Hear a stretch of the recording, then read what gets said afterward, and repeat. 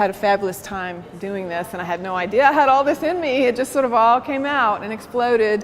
And I feel very strongly that teaching is a noble profession and an elevated profession in many ways. I was trying to show that in this atmosphere these days of kind of a downtrodden, feeling of the teachers are, not treated well, not paid well. Well, there's also this amazing side of teaching, and there's such a richness to it. So I'm highlighting that richness that I feel really every day with all the students who come from all over the world to my classroom, and I hope they feel the magic.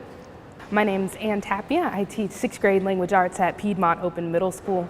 My piece here is a watercolor pencil, and it's sort of a frame narrative where outside I have this traditional classroom, and here's me as the teacher, as an artist, and using the board as sort of a painting easel.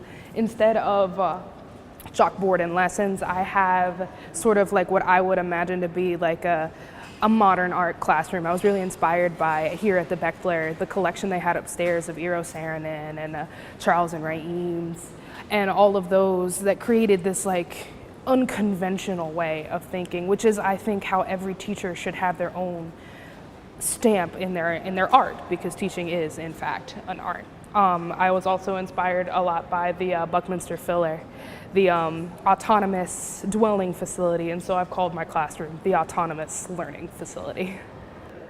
Hi, my name is Liz Allard, and I'm a 7th grade teacher at Cochran Collegiate Academy. My piece is called The Waning Chair.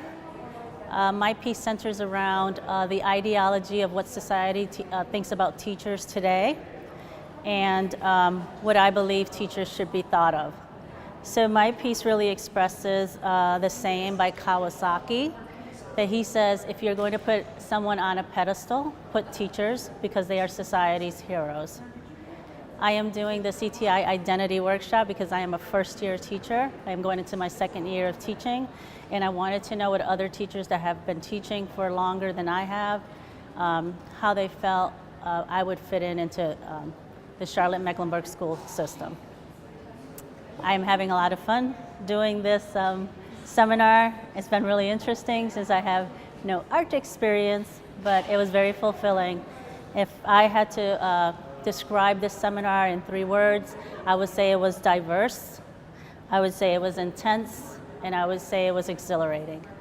My name's Jessica Young, and this is my art piece. It's called Faces of Misperception.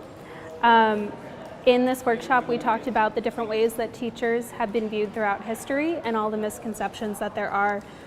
Sometimes we're seen as nurses or mothers, other times as an adversary that's out to get students, other times as a saint or martyr that's supposed to sacrifice everything. Other times we're seen as a fool or incompetent, or as a lonely old spinster. And I thought that after discussing this with all of the other teachers in my workshop, that we are all different, and if you look inside, these are the things that actually make me the teacher that I am. I think that all of us have agreed that we're lifelong learners. We also view this as a perception, which is something that society doesn't often see.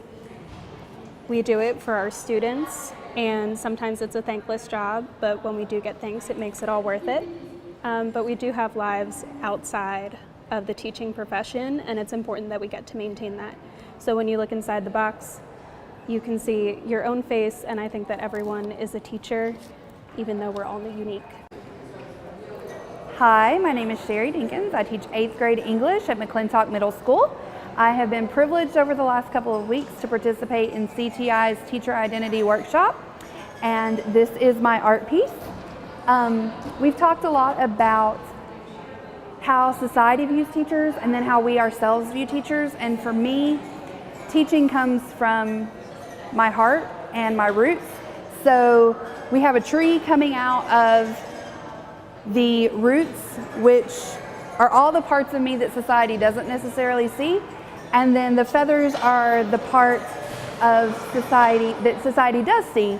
So my piece is entitled In the Roots because for me, teaching comes from the roots. This has been an excellent experience. I highly recommend it to anybody that has the opportunity to do it, and I would love to do it again. Thank you. I'm Adriana Medina, and this is my piece, More Than Meets the Eye. It's a mask made out of plaster gauze of my actual face, and on the front side, it's kind of pop art inspired by Romero Brito, who's a Brazilian artist. That's on the front side, and it has the words teach across it. And spewing out of the mouth are the words love, knowledge, advocacy, and passion. And those are the things that I always try to advocate and promote as I teach my teachers at the university level to become teachers.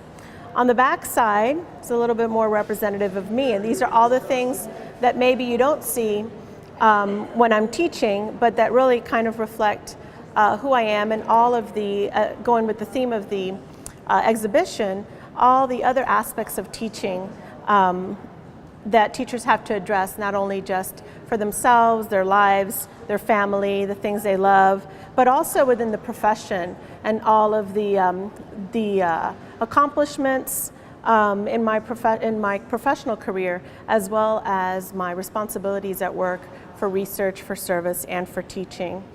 And so the piece kind of hangs in a way that you can walk around it and see not just what's presented out into the world, but also what's behind it. And the title of the piece is More Than Meets the Eye. I think sometimes when people outside of the profession look at our profession, they think that it's easy, that we make it fun and it's playful, and they don't really realize the master teacher behind the scenes and all that takes place in order for us to make our profession look like just fun and play.